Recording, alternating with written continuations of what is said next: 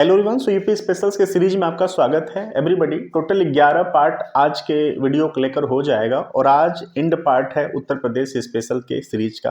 आप इसको पार्ट 11 भी कह सकते हैं और इसको फाइनल पार्ट भी आप कह सकते हैं। हालांकि ये जो टॉपिक है ना वन्यजीव विहार का, इसको मैंने पूरा करा दिया था, लेकिन बहुत ही सीमित कंटेंट के साथ कराया था, जबकि प्रीवियस ईयर क्वेश्चंस में यहाँ के वेटेज हैं क्वेश्चंस के।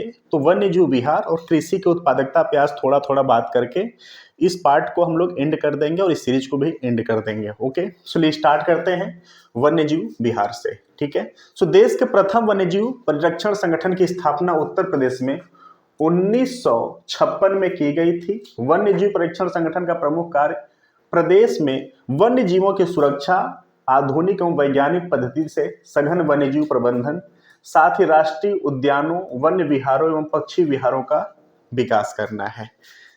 देश में वन्य जीवों के संरक्षण की सर्वोच्च जो संस्था है भारतीय वन्य जीव बोर्ड है, इसको आप याद रखना। और भारतीय वन्य जीव बोर्ड का जो अध्यक्ष होते हैं वह प्रधानमंत्री होते हैं। क्लियर। भारत में वन्य प्राणी सुरक्षा अधिनियम वर्ष 1972 पारित किया गया। वन प्राणी विषय समवर्ती सूची में वर्ष 1976 में 42वें संविधान संशोधन के द्वारा सम्मिलित किया गया। देखिए ये कि आप बात याद रखना, समवर्ती सूची। क्लियर। समवर्ती सूची भारत के संविधान में जो 7th शेड्यूल है उसके अंतर्गत समवर्ती सूची, संघ सूची और राज्य सूची आता है। अगर हम बात करें समवर्ती सूची की, तो समवर्ती सूची के अंतर्गत जो समवर्ती सूची है, समवर्ती सूची के अंतर्गत 52 विषय आते हैं, 52। जो संघ सूची है, संघ सूची के अंतर्गत 100 सब्जेक्ट आते हैं और राज्य सूची के अंतर्गत 61 विषय आते हैं। जो समवर्ती सूची होता है, समवर्ती सूची में राज्य भी नियम बना सकता है और केंद्र भी नियम बना सकता है, लेकिन जब दोनों में द्वंद्वता होगी, प्रतिस्पर्धा होगा एक ही सब्जेक्ट के ऊपर, तो वहां पर केंद्र का जो बनाए हुआ नियम है उसको पारित किया जाएगा, उसको बहाल माना जाएगा, उसको सर्वोपरि माना जाएगा। हालांकि संविधान में जो समवर्ती सूची है उसको विवादित सूची भी कहते हैं। क्यों?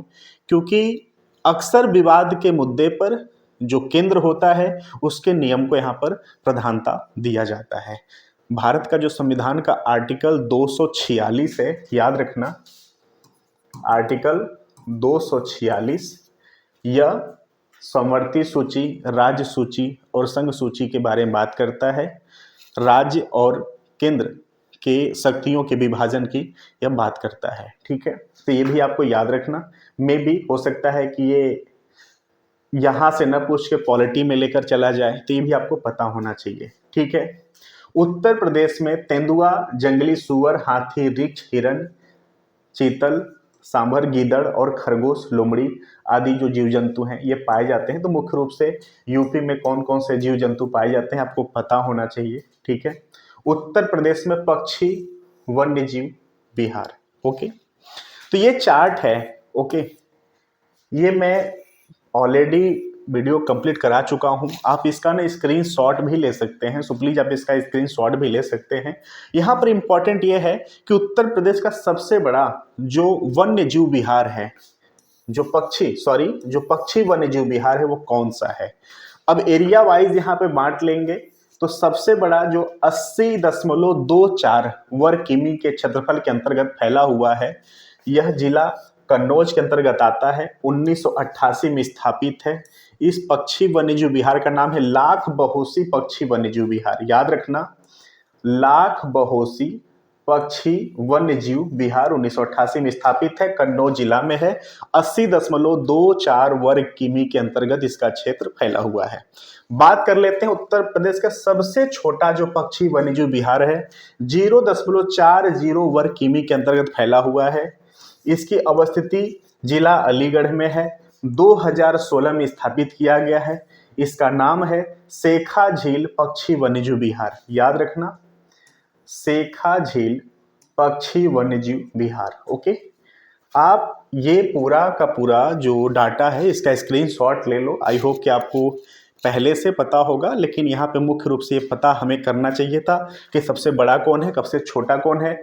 अब सबसे बड़ा पता हो गया, सबसे छोटा पता हो गया, मे बी इस डाटा से आपको पूछ ले तो क्रोनोलॉजी आपको पता होना चाहिए, थोड़ा सा अप्रॉक्सीमेट आपको इस पे भी माइंड देना चाहिए। ठीक है, चलिए आगे चलते हैं। जस्ट वेट, 2022 के में रानीपुर वन्यजीव विहार को टाइगर रिजर्व का दर्जा दिया गया है। तो जो थोड़ा सा नोट्स वाली बातें हैं उसको भी याद रखना। पर्यावरण वन जलवायु परिवर्तन विभाग उत्तर प्रदेश सरकार की वेबसाइट पर उपलब्ध फॉरेस्ट स्टैटिक्स बुक 2018 के अनुसार प्रदेश में एक राष्ट्रीय उद्यान, 11 वन्यजीव विहार, 14 पक्षी विहार, ठीक है, और 2 टाइगर रिजर्व। दुधवा के अतिरिक्त, दुधवा तो टाइगर रिजर्व है ही, साथ ही साथ 2 टाइगर रिजर्व और हैं। ठीक है, ये भी याद रखना। और आज के समय में जो यूपी है, यूपी में टोटल 4 टाइगर रिजर्व हो चुके हैं, ये भी आपको याद रखना है। उत्तर प्रदेश में वन्यजीव विहार, ओके, उत्तर प्रदेश में वन्यजीव विहार, चंद्रप्रभा वन्यजीव विहार 1957 में स्थापित हुआ, चंदौली जिला में है। किशनपुर वन्यजीव विहार 1972 में स्थापित हुआ, लखीमपुर खीरी में स्थित है। करतनिया वन्यजीव विहार 1976 में स्थापित हुआ, बहराइच में स्थित है। रानीपुर वन्यजीव विहार 1977 में स्थापित हुआ, चित्रकूट में स्थापित है। महावीर स्वामी वन्यजीव विहार 1977 में स्थापित हुआ, ललितपुर में है। राष्ट्रीय चंबल वन्यजीव विहार 1979 आगरा एवं इटावा में स्थित है। कैमूर वन्यजीव विहार 1982 में मिर्जापुर और सोनभद्र में स्थित है, कि मध्य स्थित है। हस्तिनापुर वन्यजीव विहार 1986 1986 में मेरठ, हापुड़, बिजनौर, अमरोहा, मुजफ्फरनगर, यहाँ पे लकड़बग्घा, बारहसिंघा, मगरमच्छ और चीतल पाए जाते हैं। याद रखना कि जो हस्तिनापुर वन्यजीव विहार है, मेरठ, हापुड़, बिजनौर, अमरोहा, मुजफ्फरनगर से संबंधित है, तो ये इंपॉर्टेंट है, इसको आप याद रखेंगे। सोहागी बरवा वन्यजीव विहार 1987 में महाराजगंज में स्थित है। सोहेलवा वन्यजीव विहार बलरामपुर, गोंडा, श्रावस्ती 3 जिलों से संबंधित है। कछुआ वन्यजीव विहार ये 1989 में वाराणसी में स्थित है, यहाँ पे कछुआ मुख्य रूप से पाया जाता है। ओके, उत्तर प्रदेश सरकार की फॉरेस्ट स्टैटिक बुक 2018 के तहत उपयुक्त के अतिरिक्त दुधवा राष्ट्रीय उद्यान, जो कि जिला लखीमपुर खीरी, टाइगर रिजर्व, ठीक है, जिला लखीमपुर खीरी एवं बहराइच, 2 अन्य tiger reserve, Pilibhit tiger reserve जो कि पीलीभीत एवं शाहजहांपुर संबंधित है, और अमनगढ़ टाइगर रिजर्व जो कि जिला बिजनौर का विवरण दिया गया है। इसके अतिरिक्त वर्ष 2022 में रानीपुर वन्यजीव विहार को टाइगर रिजर्व का दर्जा देने के साथ साथ उत्तर प्रदेश में टाइगर रिजर्व की संख्या अब 4 हो गया है, अमनगढ़ बफर सहित। ओके, तो याद रखना यूपी में 4 हो चुके हैं टाइगर रिजर्व आज के समय में। ठीक है, उत्तर प्रदेश में सामान्यतः पाए जाने वाले जो पक्षी हैं, कौवा, कबूतर, बगुला, सारस, कठफोड़वा, तोता, मैना, बुलबुल। उत्तर प्रदेश का राजकीय पशु बारहसिंघा है। राजकीय पक्षी सारस, इसको क्रौंच भी कहते हैं। ठीक है, उत्तर प्रदेश में राज्य चिन्ह पर मछली और तीर धनुष की आकृति बनी हुई है। उत्तर प्रदेश में मछलियों की प्रमुख प्रजातियां में मत्स्य, हिलसा, सौल, तेगन, पड़हीन, रसेला, पित्तल, रोहू, मृगाल, कट्टा, लाबी, मांगुर, इसको बांगुर भी कहते हैं। यूपी में स्पेशली इसको बांगुर के नाम से जानते हैं। ठीक है, क्यूचिपा, ईल, सिंघी और ट्राउट। ठीक है, राष्ट्रीय जलीय जीव घोषित गंगा डॉल्फिन है। ओके, यूपी की, उत्तर प्रदेश के मिर्जा और सोनभद्र के जिलों में पाई जाती है। इसको सुइस सुसु के भी नाम से जाना जाता है। ठीक है, भारत सरकार तथा राज्य सरकार द्वारा 70 और 30 के रेशियो के अनुपात में national plan for conservation of aquatic ecosystem वर्ष 2013-14 से क्रियान्वित किया जा रहा है। उत्तर प्रदेश में हाथी, तराई एवं शिवालिक के गिरपदों में पाए जाते हैं। ये एलिफेंट वाला भी आपको याद होना चाहिए। हाथी गणना आकलन 2020 के अनुसार उत्तर प्रदेश में 352 हाथियां हैं। ओके, प्रोजेक्ट एलिफेंट के अंतर्गत उत्तर प्रदेश एलिफेंट रिजर्व की स्थापना 9 सितंबर 2009 को की गई थी। इसके अंतर्गत सहारनपुर एवं बिजनौर जिले के शिवालिक क्षेत्र में कुल 744 वर्ग किमी का क्षेत्र है।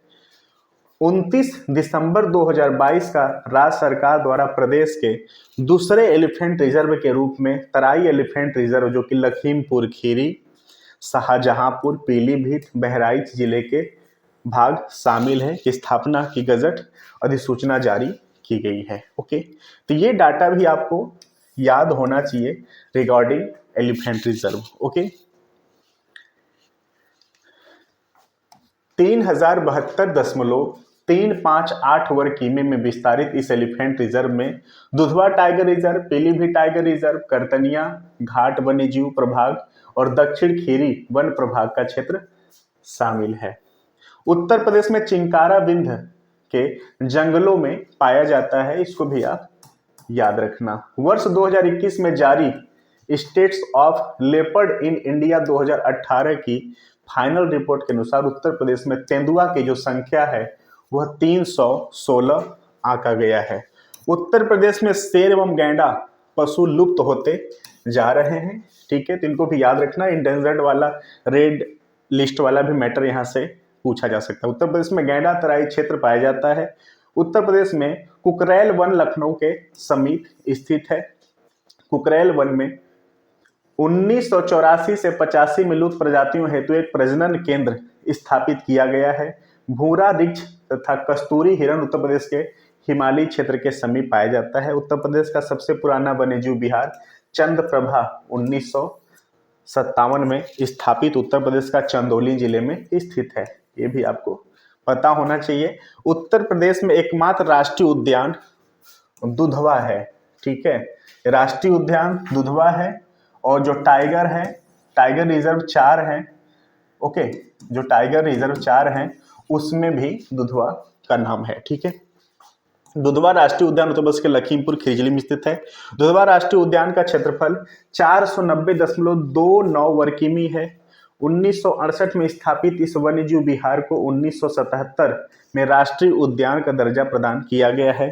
दुधवा राष्ट्रीय पार्क को वर्ष 1987-88 में बाघ परियोजना प्रोजेक्ट टाइगर में शामिल किया गया था। ये टाइमिंग भी याद रखना दुधवा का, ठीक है, कि 1987 से 88 के मध्य में टाइगर रिजर्व डिक्लेयर किया गया था।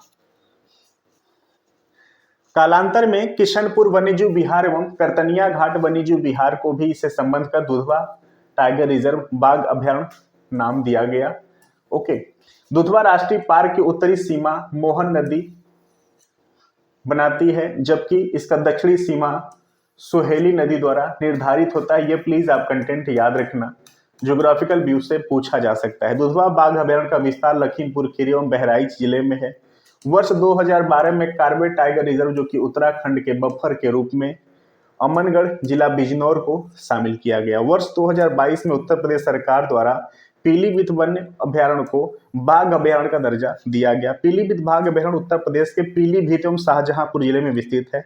अक्टूबर 2022 में रानीपुर वन्यजीव विहार जिला, जो चित्रकूट, को टाइगर रिजर्व का दर्जा प्रदान किए जाने के साथ उत्तर प्रदेश में बाघ अभयारण्य की जो संख्या है वो 4 हो गई है, अमनगढ़ बफर सहित। ठीक है, ओके, तो ये आपको पता होना चाहिए। ठीक है, चलिए देखिए, टाइगर रिजर्व याद रखना, Dudhwa tiger reserve, Pilibhit tiger reserve, Ranipur tiger reserve और अमनगढ़। ओके, ये आपको प्लीज ये नाम याद रखना कि यूपी में टोटल 4 टाइगर रिजर्व हो चुके हैं। भारत सरकार के पर्यावरण, वन व जलवायु परिवर्तन मंत्रालय के अनुसार राष्ट्रीय पार्क या अभयारण्य के कोर क्षेत्र को अधिक दर्जा प्राप्त होता है, जबकि बफर या परिघीय क्षेत्र वन या गैर वन भूमि का मिश्रण होते हैं तथा इनका प्रबंधन बहु उपयोग क्षेत्र के रूप में भी किया जाता है। 29 जुलाई 2023 को जारी अखिल भारतीय बाघ आकलन 2022 की विस्तृत रिपोर्ट के अनुसार उत्तर प्रदेश में बाघों की जो औसत संख्या है वो 205 आकलित है। इस संदर्भ में देश के राज्यों में उत्तर प्रदेश का जो स्थान है वो 7वां। उत्तर प्रदेश के प्रमुख चिड़ियाघरों प्राणी उद्यानों की देखभाल केंद्रीय चिड़ियाघर प्राधिकरण करता है। ये वाला भी क्वेश्चन आ चुका है, याद रखना, ये क्वेश्चन आ चुका है। प्रदेश में 3 मान्यता प्राप्त बृहद श्रेणी चिड़ियाघर नवाब वाजिद अली शाह प्राणी उद्यान जूलॉजिकल गार्डन लखनऊ, कानपुर प्राणी उद्यान कानपुर, शहीद अशफाक उल्लाह खां प्राणी उद्यान गोरखपुर। उत्तर प्रदेश में 5 मान्यता प्राप्त लघु श्रेणी के चिड़ियाघर जो हैं। ओके, कौन कौन? शेर प्रजनन केंद्र एवं multiple safari park Etawah. Next है नवाबगंज हिरण उद्यान उन्नाव, सारनाथ हिरण उद्यान वाराणसी, वन प्राणी उद्यान भारतीय पशु चिकित्सा अनुसंधान संस्थान इज्जतनगर बरेली और विनोद वन लघु चिड़ियाघर Ramgarh Gorakhpur. Okay, so please Uttar Pradesh में 5 मान्यता प्राप्त लघु श्रेणी के चिड़ियाघर जो हैं। ओके, ये भी आपको पता होना चाहिए। साथ ही साथ इंपॉर्टेंट नोट्स है, इसका प्लीज आप स्क्रीनशॉट ले लेना, ठीक है। ओके, यहां से भी क्वेश्चंस आ चुका है। उत्तर प्रदेश में एक मान्यता प्राप्त बचाव केंद्र आगरा भालू बचाव केंद्र आगरा में स्थित है। इस प्रकार उत्तर प्रदेश में केंद्रीय चिड़ियाघर प्राधिकरण द्वारा मान्यता प्राप्त कुल 9 चिड़ियाघर हैं। इंग्लैंड के लांगलिट सफारी पार्क से अभिप्रेरित होकर उत्तर प्रदेश में जनपद इटावा में एशियाई शेर प्रजनन केंद्र एवं लायन सफारी पार्क विकसित किया गया है, जिसका नाम परिवर्तित कर अब इटावा सफारी पार्क शेर प्रजनन केंद्र एवं मल्टीपल सफारी पार्क कर दिया गया है। इटावा सफारी पार्क की स्थापना मुख्यतः एशियाई शेरों को वैकल्पिक वास स्थान उपलब्ध कराने और पर्यटन विकास के उद्देश्य से की गई है। साथ ही इसमें लायन सफारी के साथ साथ deer safari, elephant safari, leopard safari एवं बियर सफारी को विकसित किए जा रहे हैं। अगस्त 2022 में लखनऊ स्थित कुकरेल वन क्षेत्र में नाइट सफारी पार्क एवं प्राणी उद्यान की स्थापना को स्वीकृति दी गई है। ग्रेटर नोएडा में भी नाइट सफारी पार्क की स्थापना प्रस्तावित है। यमुना एक्सप्रेसवे के पास, अब जब कभी मौका मिले आपको परी चौक से जाने का यमुना एक्सप्रेसवे से, उसी के पास में यहाँ पर नाइट सफारी बनाने का परियोजना चलाया जा रहा है। वन्य प्राणी सुरक्षा सप्ताह प्रत्येक वर्ष अक्टूबर माह के प्रथम सप्ताह 1 से 7 अक्टूबर के दौरान मनाया जाता है। रेड डाटा बुक का संबंध संकटग्रस्त एवं विलुप्त प्राय जीवों के विवरण से है। People's park and wildlife book में वन्य जीवों के संरक्षण आंदोलन हेतु अति महत्वपूर्ण जानकारियां दी गई हैं। प्रदेश में पक्षियों के प्रति आम जनता में जागरूकता उत्पन्न करने के लिए प्रतिवर्ष दिसंबर माह के प्रथम सप्ताह में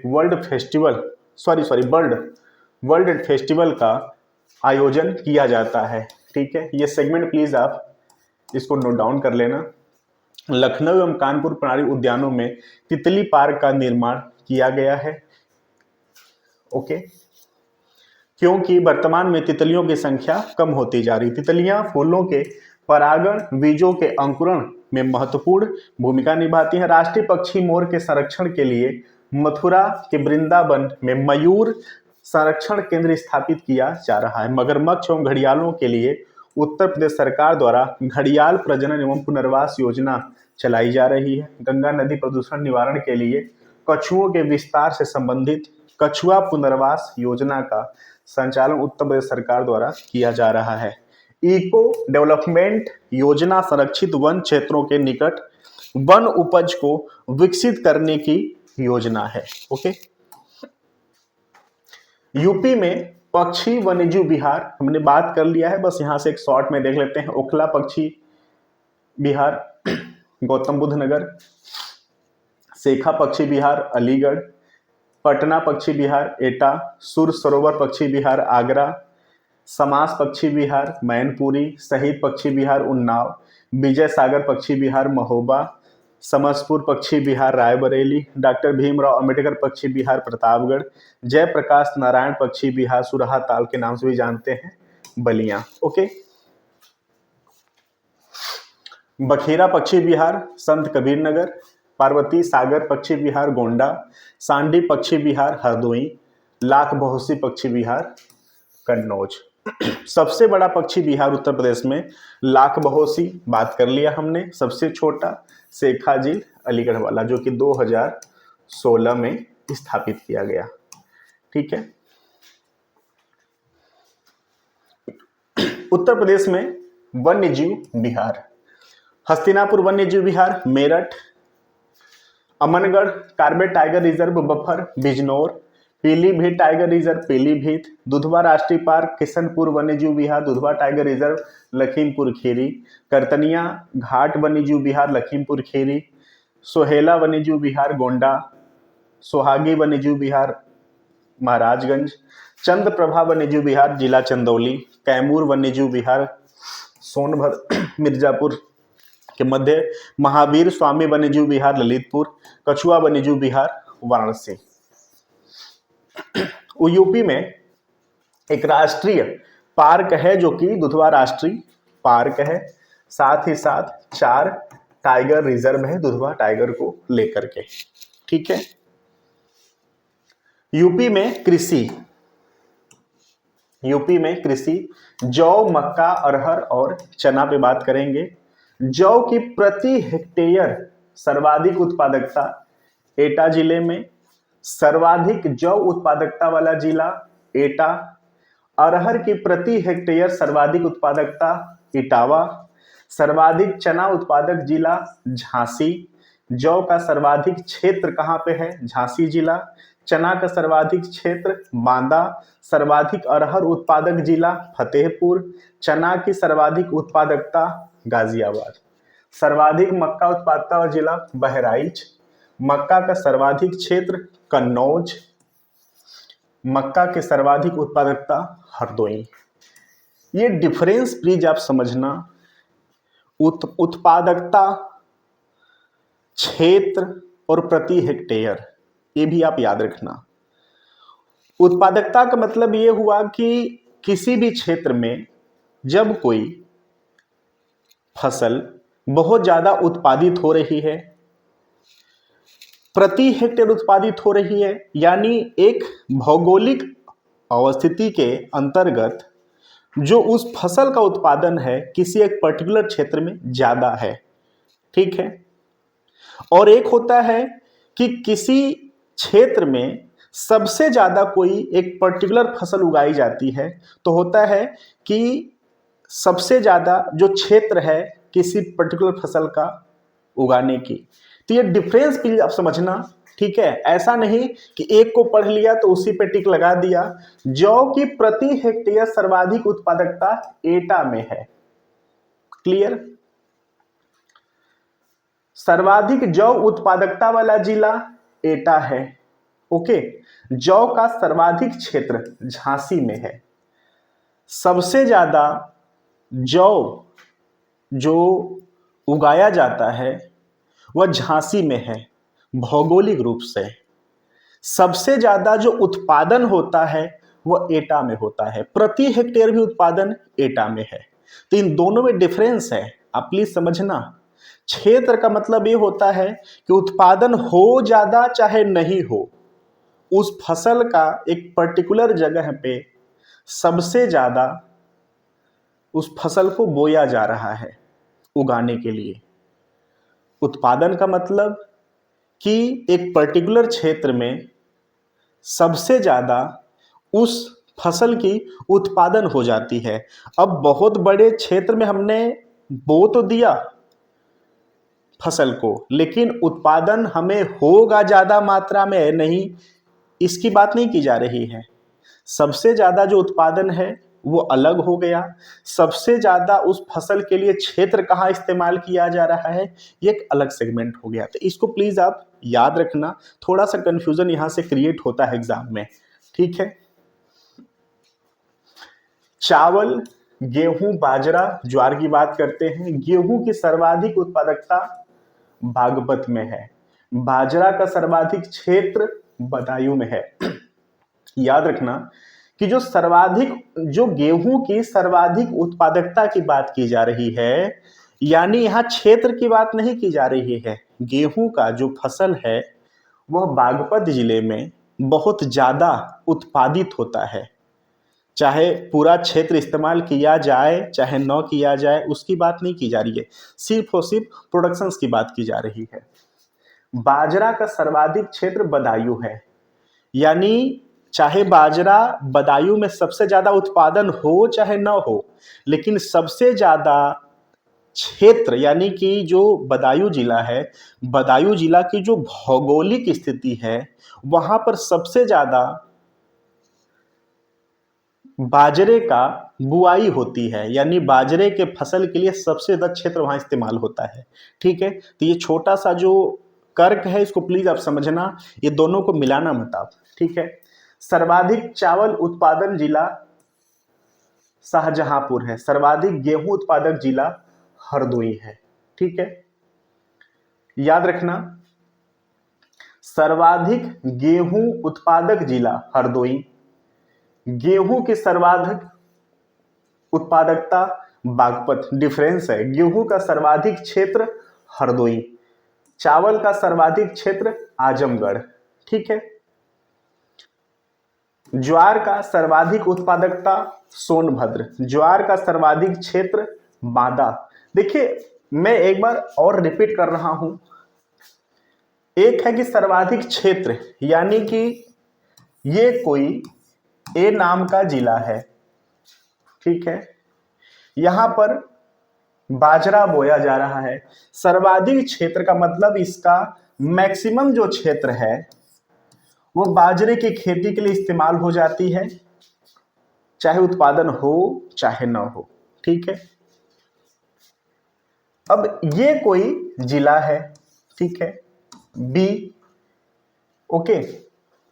यहां पर सिर्फ इतना ही बाजरा बोया गया है, ठीक, लेकिन उत्पादन बहुत ज्यादा मात्रा में हो गया है। तो इन दोनों में डिफरेंस है, इस डिफरेंस को प्लीज आप समझना, ठीक है।